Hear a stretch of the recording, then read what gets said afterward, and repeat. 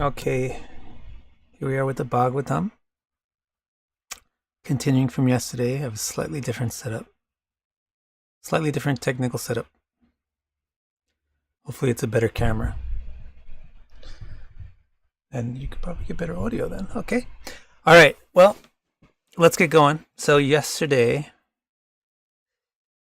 let me just make sure. If it sounds weird or it looks weird or something, let me know. It should be better than usual. So yesterday we heard about the 5 components of the universe. The 5 irreducible fundamental things that cause the reality to manifest itself, cause the universe to manifest. Today, we're going to find out what these 5 things are all based on. They all have a single foundation. They're all 5 aspects of one thing. So Narada had asked Brahma to not only explain what the universe is and stuff like that, but to explain what it's based on or where it comes from. So Brahma's going to address that question now. And what he says, here's what he says. He gives Narada a little bit of a quiz or a riddle. He says, the entity that's beyond the universe is the same entity that sustains the universe. What do you think that is? Or who do you think that might be? So Narada wanted to know what's sustaining the universe and also what's beyond the universe. And Brahma's answer is the entity or the being or the thing that is beyond the universe, which the universe is based on, is the same thing that is sustaining it. Naturally, the thing which is beyond the universe is the thing which the universe is in, right? So the thing that sustains the universe is the thing that is its foundation, ultimate foundation. So Brahma tosses the question back to Narada and says, you give me some suggestions for what you think might be the entity that sustains the universe and is the ultimate foundation and therefore beyond the universe. So this is a good technique. You make your students reveal where they're at, what they think, or how much they know already. Good teaching technique.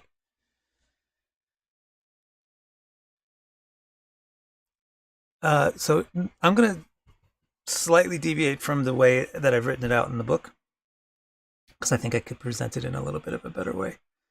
Just change the wording a little bit so I don't reveal to you the answer right away. So Narada gives 1, 2, 3, 4 possible answers. Brahma says, okay, you want to know what's the foundation beyond the universe. It's the same thing that is supporting the essence of the universe. It's the same thing that is the essence of the universe. What do you think it is? Narada answers 4 possibilities. And Brahma's going to say, no, you're not right on any of the 4 possibilities. So the 4 possibilities that Narada brings up is maybe it's consciousness itself, which is actually the best guess and the closest guess. It's the closest to the truth. And then he says, if it's not that, then maybe it's the gods. And if it's not that, then maybe the world itself doesn't have something beyond itself, but the world is self-sustaining. And if it's not that, maybe it's people in the world doing deeds, doing activities, and doing sacrifices, and doing proper deeds that keep the world going. So his suggestions get gradually less and less close to the correct answer. So let's take it in reverse order. The thing that sustains the universe might be all the things that are in the universe, right? Like all of us are like eating things and pooping and making fertilizer and growing things, and all of us are part of a cycle. So all of us must be what's sustaining the universe. But then it wouldn't make any sense to say that then we are the foundation of the universe, because we're within the universe. So although we're a part of the system that keeps the universe sustained, we can't be the entirety of the sustaining system, because we can't be the thing which caused the universe to manifest in the first place. So for example, if something is produced by something else, then it can't be the thing which produces. Or it would be very difficult to understand how that logic would work. But then, of course, you could say, no, it's possible. That's why Narada's second, in reverse order, his second suggestion is maybe it's self-sustaining. Because you could say, for example, a tree produces a fruit, and then the fruit contains the pit, which produces the tree. So all of the systems that are in the world could be the foundation of the world. The world might not have any other foundation outside of it. It could be self-sustaining.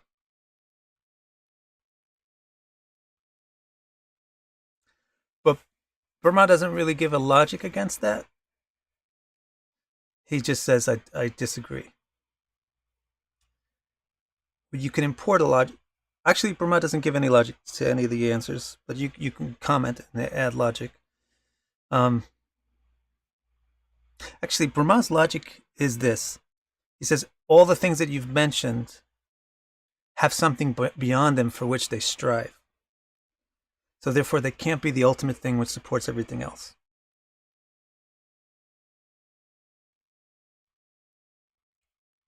It was the same thing that Narada told Brahma earlier, is like, I think you're the supreme being, but I noticed that you were striving for something. You're striving to achieve knowledge. So that would indicate that you're not the supreme being, so I'm a little confused. Things which strive for something else that they don't have are not the supreme.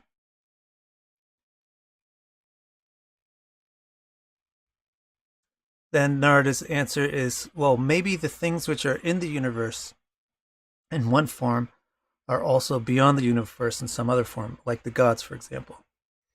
The gods are within the universe and sustaining it, and they also have some kind of template form of their being which exists outside of the universe. That's one of the true things. That's the truth. But now, also, Brahma's not saying this answer is wrong, but he's saying this is not the best answer. These are 4 answers which can be used to explain what's beyond the universe and what sustains the universe.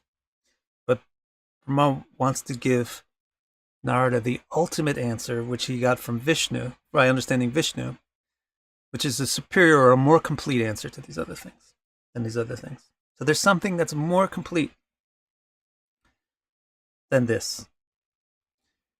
So then the ultimate attempt that Narada made, his first attempt to answer the question was, well, it must be consciousness, which is the ultimate form of divinity.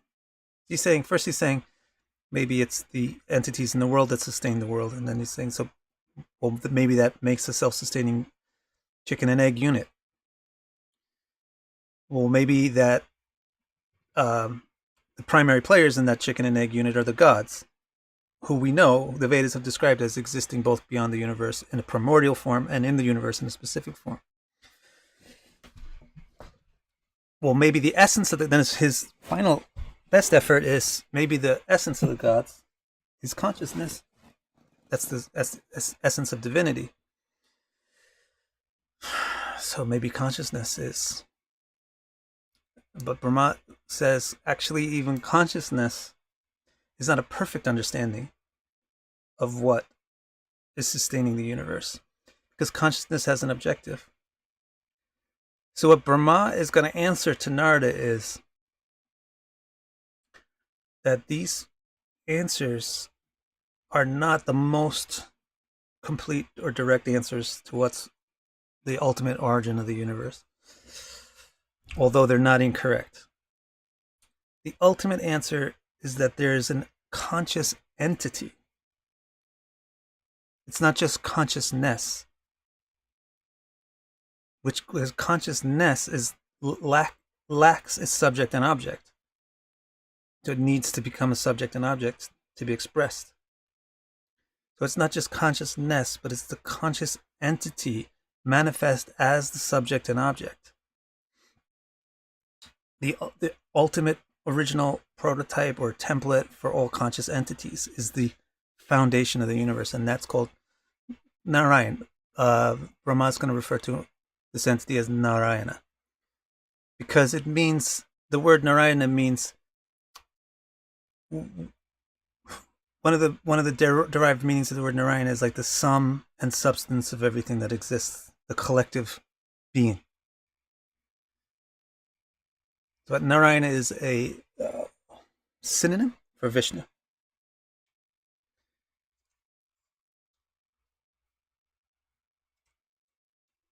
So he doesn't settle on just consciousness being the ultimate origin of reality. Actually, he pushes it a little bit further, and he says it has to be a conscious entity.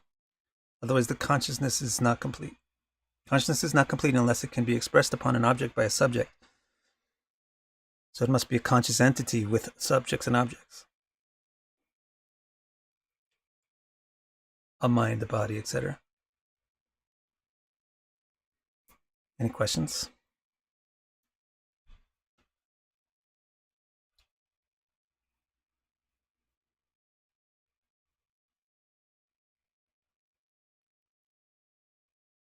This is one of the most difficult philosophical points to really get. That the Supreme is not just an energy or a conscious field or something like that, but consciousness is not, the complete version of consciousness is not just as an amorphous thing, but as a conscious being. So what Brahma is telling Narada is that Narayana is the ultimate form of every answer that you've just given. So that's why he makes these statements, like I'll read to you now. He says, all these things have other things beyond them, sustaining them, and towards which they strive. Ultimately, they are all sustained by and founded on Narayana. Narayana is the sum and substance of knowledge, of the gods, of the universe itself, of sacrifice, of yoga, of austerity, of philosophy. Everything exists within and strives towards Narayana. I create the manifestations, he manifests. He resides in the soul of my soul as the all-seeing master, and his glance fills me with creative inspiration. This is probably a really poetic shloka. Let's hear it, because I'm waiting to see if you have any specific question anyway. So this is what, chapter 5?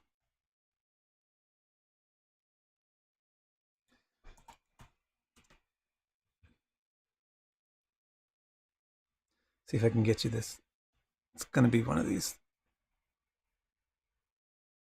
slokas that's very easy to chant.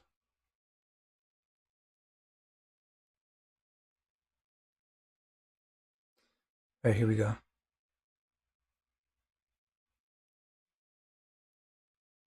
Here we go. It's text 16. Narayanam paro yogo, Narayanam param tapa, Narayanam param jnanam, Narayanam param gati.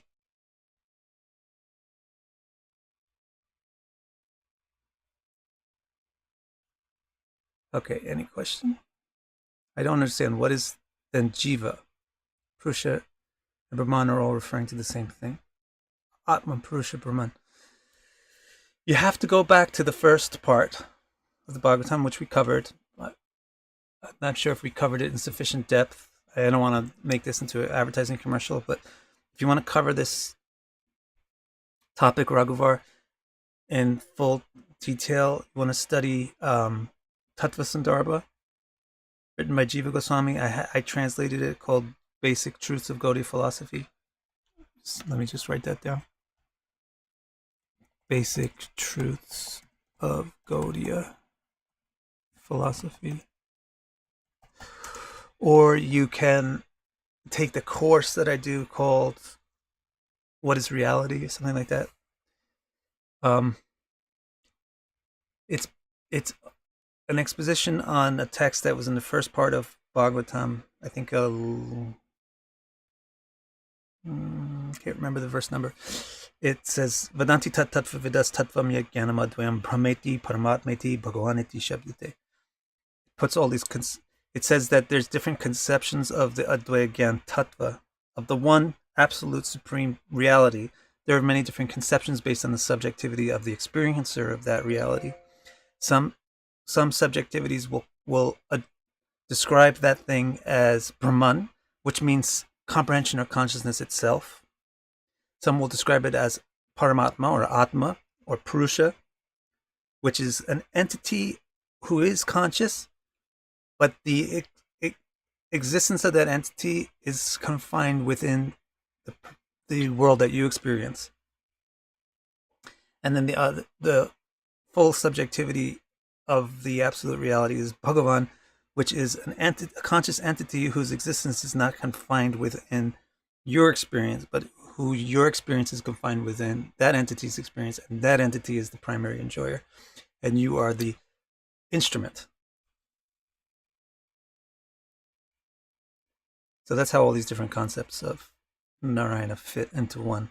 It's depending upon the subjective filter or the metaphorical interpretation in the intellect and mind, which allows the perceiver to experience the ultimate reality to different extents.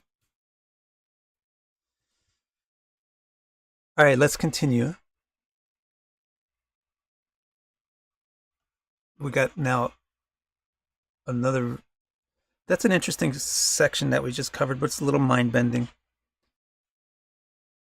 because it's pretty far out. We're going to come. What I like about this section is that it's about the universe, so it's a little bit easy to understand. Remember when Sukha advised Parikshit to focus his mind on Hari? That's the primary duty. And then Parikshit said, do I have enough time? And he said, you have plenty of time. You could do it systematically. And then Parikshit said, what's the system? And Shukadev said, well, you should start by focusing on the panentheistic divinity, which is the form of Bhagavan that saturates the immediate reality of the soul around you right now. And that's why the Bhagavatam is starting out by describing what the universe is. So you can get a feeling for the divinity that's saturating everything that's in your existence right now. So this next section is going to come back to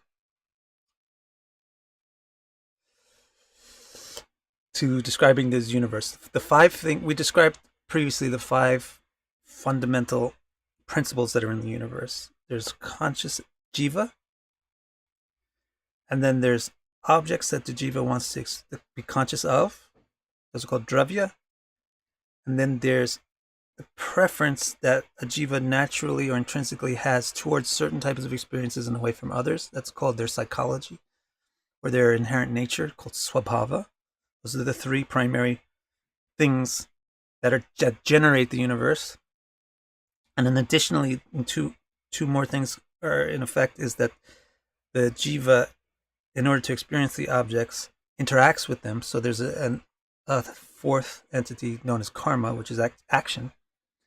And then there, to facilitate the transpiring of action, there's a fifth element, which is time or kala. Now, what Brahma is going to explain to Narada is how do these five fundamental foundations of reality cause reality to evolve into the specific building blocks that we know of. Is this Sankhya philosophy? This part, it leads to Sankhya philosophy right now. But at this part, I don't know if the Sankhya school describes what's being described right now, what's beyond the Sankhya elements. But what Brahma is going to show now is how these five, they may or they may not, I don't know. Brahma's going to explain now is how these five elements lead to the classic, I forget the count, it's more than 16 Sankhya elements. So Narada wanted to know how the universe is created, maintained, and destroyed, right? That was one of his questions. His question was, what is this universe really when you boil it down? And when you boil it down, it's those five things. His other question is, what's it based on? Or in other words, where does it come from? And that's this conscious entity, Narayana. He's producing conscious entities. Then he wanted to know, how is this universe created, maintained and destroyed? How does it evolve into its shape? How does it stay into its shape? And how does it lose its shape? So Brahma is now going to answer that question. How is the universe created, maintained, and destroyed? He says, essentially, it's all done by nature's three qualities. That nature itself, nature means, which he hasn't actually introduced this concept, but nature means prakriti. Maybe he's introducing it here. That the object, or the dravya, is also referred to as prakriti. And the jiva is also referred to as purusha. So prakriti has three inherent qualities to it, which is sattva, rajas, and tamas, or clarity, passion, and darkness. And it's these three powers that are inherent in objects which allow them to come into being, remain in being, and exit from existence. So it's the sattva which allows an object to exist and be experienced. And that's called the quality of clarity or realness, sattva. Then there's the rajas, which is the inspiration or the motivation or the aspiration or the drive or the passion. And nature has that inherent in it, which is what causes it to come into being. Objects come into being by the power of rajas. They exist by the power of sattva. And then they go out of being by tamas. Tamas means to become invisible, become unseen.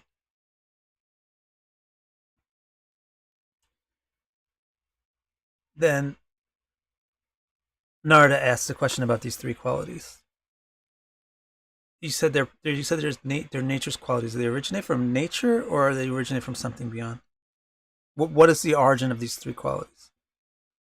And Brahma answers, they are the qualities of that great being who is beyond qualification. So the three, just like everything else, all of these five components are results of Narayan's being. So any of the qualities of the five components are going to also be Narayan's power.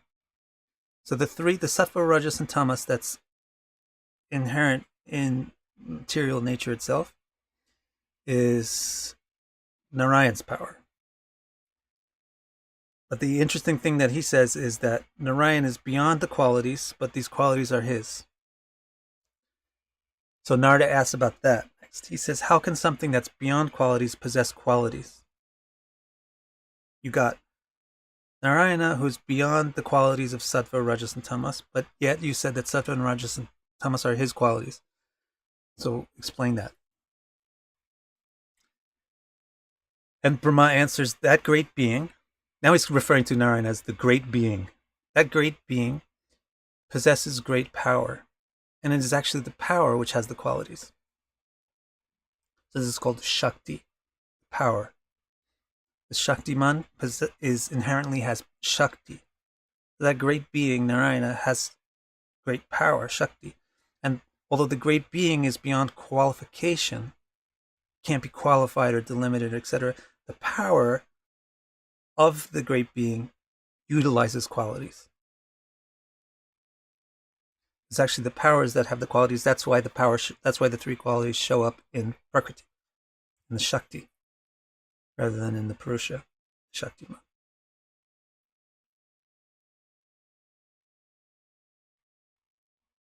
Now, Brahma had explained that the conscious entity is the fundamental principle in the universe. Or actually, yeah, he had earlier explained that conscious entity Jiva is the fundamental principle of the five principles acting to manifest the universe, that manifests reality. So now Narada wants to know, what's the relationship between these three qualities and the Jiva?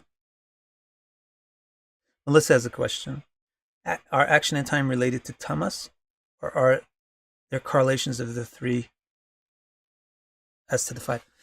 You'll find out. It's very specific. It's actually, he's introducing these three qualities now. Brahma's introducing these three qualities of nature because the five fundamental things in the universe evolve into different things as a result of how they interact with these three energies.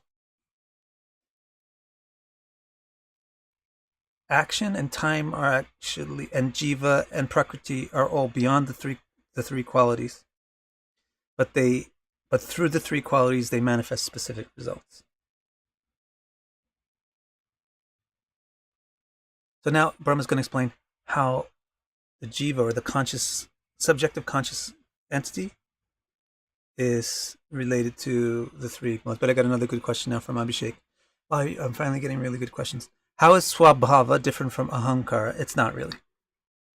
But you'll see that Ahamkara is an evolute that comes from the Swabhava. So a lot of your questions that you're having now are going to be answered by Brahma soon, when he explains what happens when these three qualities interact with the five primary facets of reality. So now Brahma's going to explain how the three qualities are related to you and me, the conscious being. You and me as a pure kernel of what we really are. He says consciousness is naturally transcendent to the world. So in other words, consciousness is the superior thing, which is experiencing the world and objects and manipulating it by its karma, by its actions. So then he says consciousness is actually transcendent to the world, but the three qualities entice consciousness to bind and unify itself with this world. So this is a really important principle to grasp. Once you get it, a lot of Vedic talk, a lot of Vedic philosophy, a lot of Vedic ideas will suddenly make sense. A lot of Vedic images and everything will make sense. That they're going to portray nature as being very beautiful and sexy and attractive. And they're going to portray consciousness as being very thirsty for that experience. So what they're going to always portray.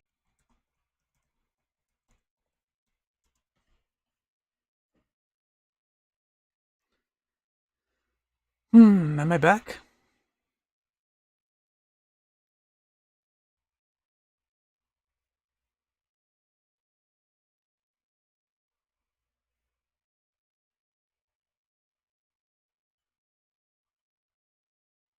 I am back.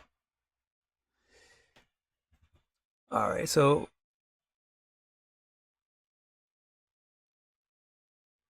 is ignorance inherent to Atman? Did you get the answer about Swabhava and Ahamkar?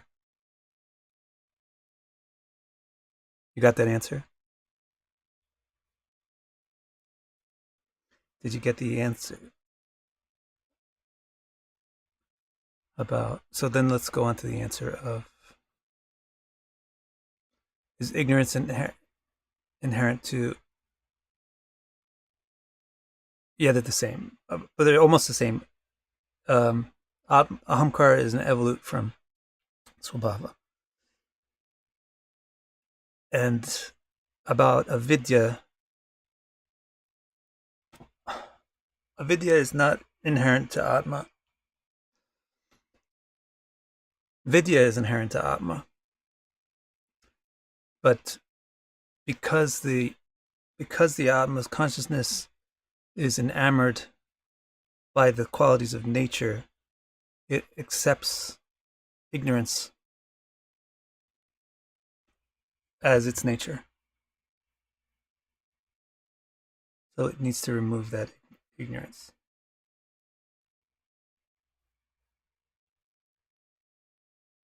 So I think what just happened was the internet in my house went offline for some reason. And why don't we stop it there? See if you have any other questions. What were we up to? Oh yeah, what's the relationship between the three qualities and Jiva? Consciousness is naturally transcendent to the world, but the three qualities entice consciousness to unify itself with the world. And then Narada says, how? How do the three qualities entice consciousness like that?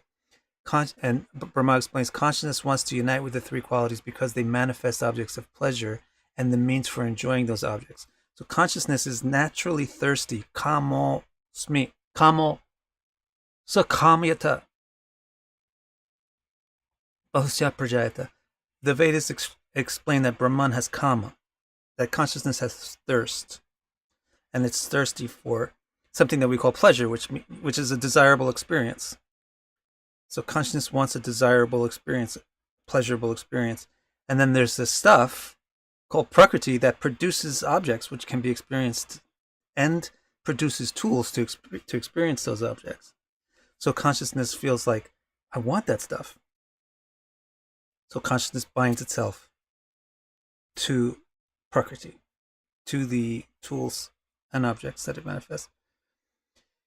So he says, consciousness wants to unite with the three qualities because they manifest objects of pleasure and the means for enjoying those objects. And Narada asks what those means of enjoying are.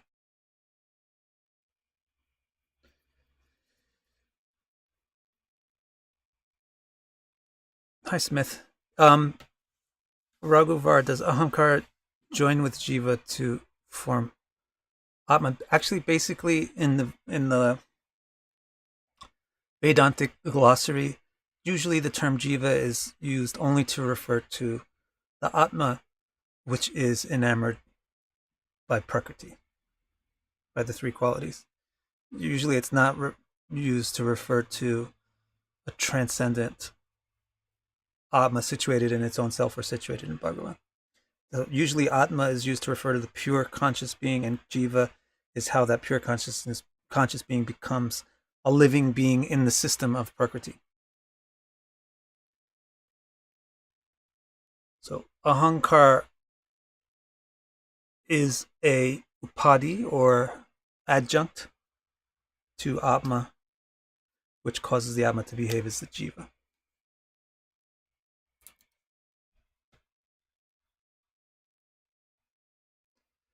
So let's just see what Narada and Brahma discuss. So he says that Prakriti, the Jiva is attracted to Prakriti because Prakriti can produce pleasurable objects and the means to enjoy those objects. And then Narada says, what means? And Brahma says, the three qualities offer three powers to consciousness. These three qualities, they cause reality to come into being, stay into being, and remove from being, but they also afford consciousness three powers. So if consciousness links with the three qualities, it gets these three powers. The first is perception. So it's the sattva, which is the reality of the object, which allows it to be perceived. So if consciousness links to sattva guna, then it can experience things. The first is perception, which acts as the cause of adventure. The consciousness is thirsty. It wants to have an adventure. It wants to experience. It's alive. It's aware, and it wants to do something exciting. The Prakriti gives it the ability to do so. Its quality of sattva allows consciousness to perceive it and then feel alive and feel real. And that's the cause of the adventure. The second is the objective perception. So the three qualities manifest the objective perception, which comes from tamas. You'll see he's going to explain this more. Tamas gives the ability to produce solid things which are opaque. One of the meanings of the word tamas is opaque. And those objects act as the objective of adventure. So the perception is the cause of adventure, and then the object is the objective, like the treasure that wants to be gotten from the adventure. And then the third thing that Prakriti affords is the power to act, which comes from Rajaguna, which is the ability to perform adventurous deeds, the ability to go after the object. So these are the three means that the three qualities of Prakriti affords to consciousness, gives to consciousness. It gives the perception. It fulfills the perception, the potential for perception. It fulfills the potential for action, and it fulfills the potential to manifest desired objectives. So think of it this way. If if you were a ghost, you would have no ability to interact with things. So that's some kind of like a basic similarity to if you were just consciousness without prakriti. Or imagine if you had no computer, no devices, you wouldn't be able to listen to YouTube and things like that. So the devices afford you have inherent capacity to listen to YouTube, but the devices afford you that capacity. So it's like the devices are analogous to prakriti and the qualities, 3 qualities that prakriti has, and you're analogous to the jiva.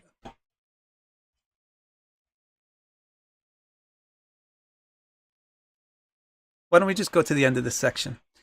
So Narada says, but you describe consciousness as naturally transcendent to the world. So how is it possible for consciousness to form a union with the world?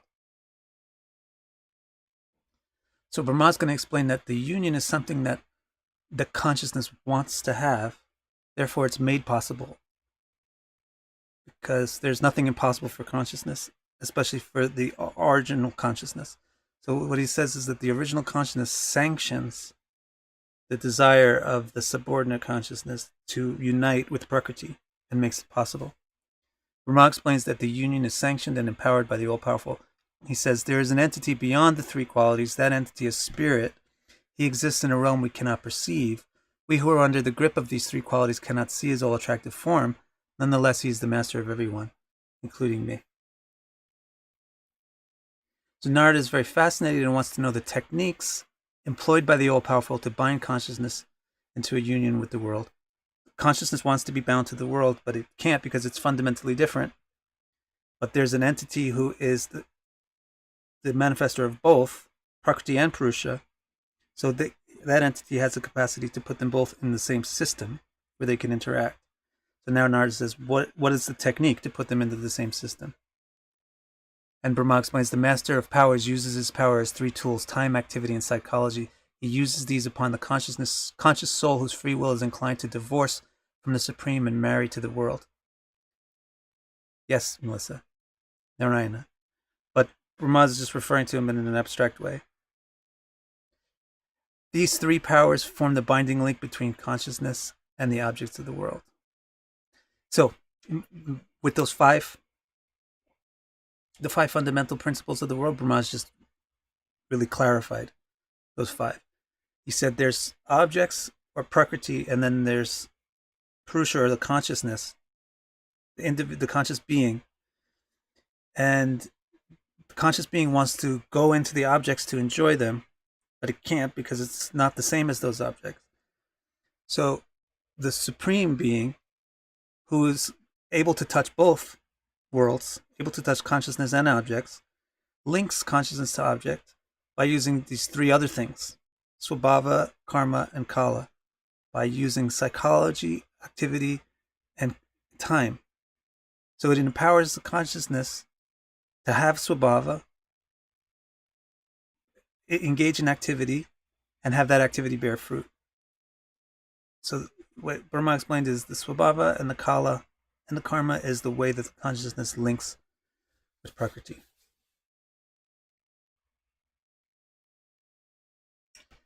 That's the basic thing, but tomorrow, because today's Thursday for me, so we'll still do a session tomorrow. Tomorrow we got, I think tomorrow you're going to get what I would describe as the full detail. It might take more than one. Wow. It might take more than one day, and it's definitely going to take a bunch of visual aids. 2. Consciousness having desire is mind-blowing, Abhishek says. Actually, it's not mind-blowing at all. It's like saying electricity wanting to flow is mind-blowing. Of course, electricity wants to flow. That's what it does. That's what it is. Why is it mind-blowing that consciousness has desire? Consciousness is the ability to perceive. What is desire? Desire means wanting a particular experience. The experiencer, of course, wants experience. It's actually mind-blowing that we wouldn't realize that. That we would think that the Supreme is just experiencer, but without any desire to experience. That's some far-out, mind-bending philosophy. All right, guys, I'll see you tomorrow. I'm also going to trying to get some better equipment, and I'm going to maybe relocate myself too. But anyway, tomorrow I'll be here in the same spot.